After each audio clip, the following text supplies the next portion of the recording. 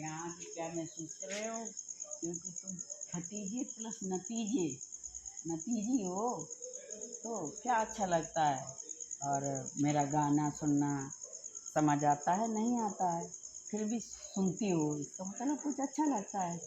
हाँ, आपकी आवाज़ काफ़ी अच्छी लगती है और गाने की जो ताल होती है वो भी बढ़िया। हाँ, ये चीज़ हो सकती है कि 60 के पार जाती पारी का, तो इसलिए अच्छा लग सकता है बच्चों को इसमें रुचि हो। हमारी पुरानी संस्कृतियों में सुनेंगे तो कुछ ना कुछ तो आएगा।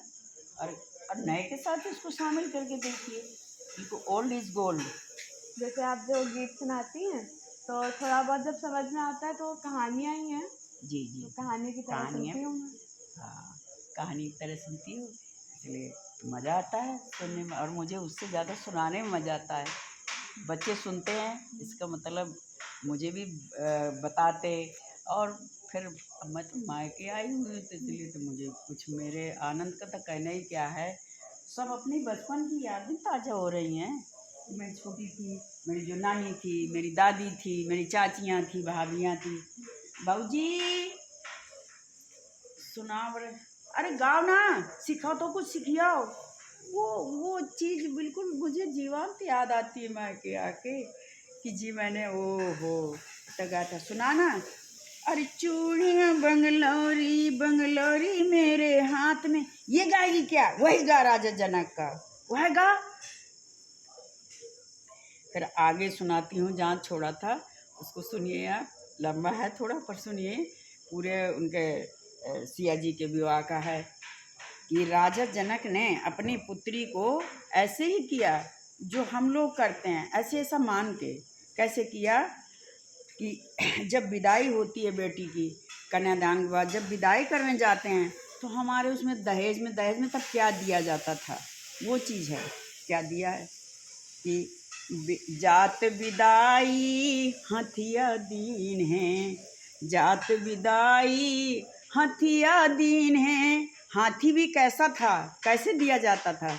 अरे लाली अंबारी उड़ाए, लाली अंबारी झूल और रोचना तिलक करके, और लाली अंबारी उड़ाए, सुनो राजमन से, और सुनो मुनि मन से, सुनो मुनि मन से, लाली अंबारी उड़ाए, सुनो राजा मन से। है गजरथ बालोल, जो बालोल मेरी पुरानी बहनें होंगी उनको याद होगा। बालोल मीन जो सबसे सजा हुआ गाड़ी होती थी उस समय की, वो बालोल। बाहलोल, जिसमें कुछ ऐसी बहारें, ऐसी झालर झुमकियाँ लगी होती थी। याद आता मेरा बचपन, मेरे बड़े भाई की शादी थी, उसमें गई थी। वो बाहलोल तो ऐसा लगता है कोई वाहन ही नहीं बना है। किसी भी अच्छी से अच्छी गाड़ी में बिठा जाए, पर वो अनुभूति नहीं आ सकती है। वो अनुभूति आती है कि वो बाहलोल, सगड़, रथ बहलोल, बहलोल, उसमें बह करके आदमी भावनाओं में बहता था। और याद कर तब लगता था कि मैं कहीं जा रही हूँ, भाई की शादी में जा रही हूँ, कहीं जा रही हूँ। वो बचपन याद आता है।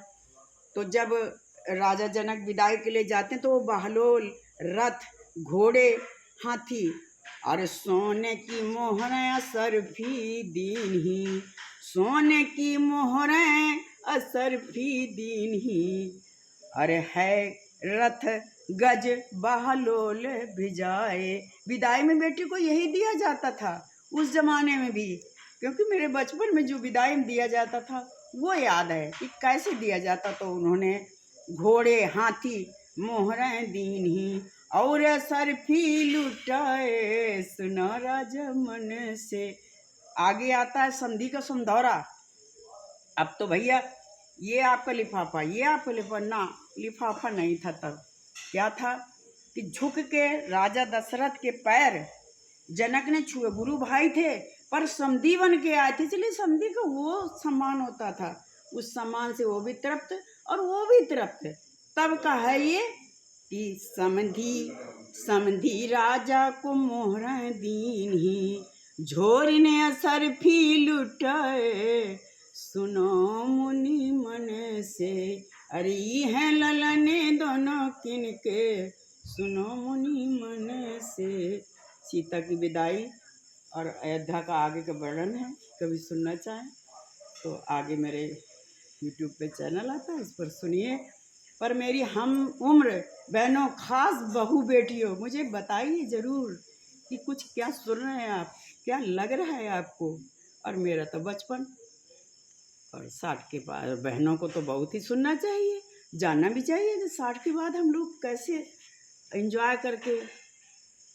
कि आपहु को शीतल बानी ऐसी बोलिए, और मन काया पा खोए, औरन को शीतल करें आपहु शीतल होए।